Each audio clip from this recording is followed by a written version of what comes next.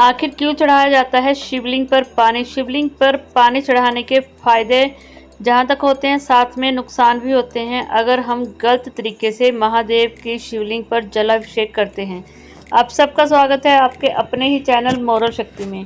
अगर आपने अभी तक मोरल शक्ति को सब्सक्राइब नहीं किया है तो जितना जल्दी हो सके सब्सक्राइब कीजिए ताकि आपको धार्मिक जानकारियाँ जल्द से जल्द मिलती रहें। सावन के महीने में महादेव की शिवलिंग पर जल चढ़ाने की विशेष परंपरा है। कहा जाता है कि अगर सावन के महीने में भोलेनाथ को जल चढ़ाया जाए तो भगवान बहुत ज़्यादा खुश होते हैं। खासकर कुंवारी कन्याएं अगर सावन के महीने में शिव जी के व्रत रखती हैं, उपासना करती हैं और मंदिर में जाकर उनको जलाभिषेक करती हैं तो भगवान उनको मनचाहा बल वर देते हैं। साधक पर इतनी ज़्यादा कृपा उनकी बरसती है कि वो हमेशा ही भगवान महादेव के ही सहारे अपनी पूरी ज़िंदगी गुजार देते हैं। उनके मन में सिर्फ भगवान के लिए एक विश्वास और एक श्रद्धा का होना बहुत ज़रूरी है। हिंदू धर्म में कहा गया है कि अगर शिवलिंग पर जलाभिषेक के साथ साथ चंदन, धतूरा, बेल के पत्तर और गाय का शुद्ध घी और दूध, फल, मिठाई आदि शिवलिंग के ऊपर अर्पित की जाए तो इससे महादेव बहुत प्रसन्न होते हैं और यह चीज़ें महादेव को बहुत ज़्यादा प्रिय हैं। शिवलिंग पर पीतल के बर्तन से जल चढ़ाना चाहिए। जहां पर एक और शिवलिंग के ऊपर पीतल के बर्तन से जल चढ़ाने से महादेव खुश होते हैं, उनके साथ साथ सभी देवी देवता भी पीतल के बर्तन में जल चढ़ाने से खुश होते हैं।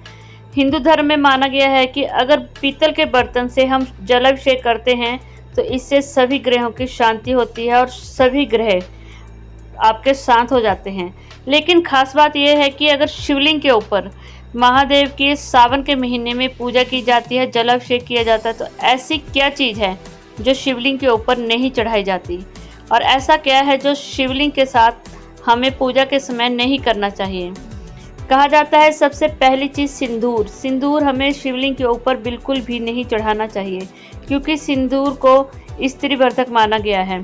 हल्दी शिवलिंग के ऊपर बिल्कुल नहीं चढ़ानी चाहिए। बिलपत्री और टूटे हुए चावल के दाने और सबसे खास बात, शिवजी ने शंखचूड़ नामक राक्षस का वध किया था, इसीलिए शंखचूड़ के वध करने के बाद ही उसके शरीर से शंख का निर्माण हुआ था।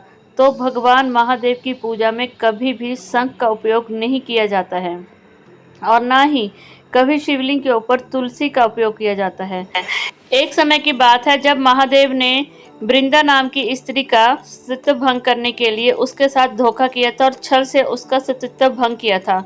और जैसे ही वृंदा को पता लगा कि महादेव उसके पति का रूप धारण करके आए हैं तो उसने अपना शरीर वहीं पे ही खत्म कर दिया था। उसी शरीर की राख से, वृंदा की राख से तुलसी का पौधा पैदा हुआ था और उस तुलसी के पौधे को कभी भी महादेव की पूजा में नहीं रखा जाता।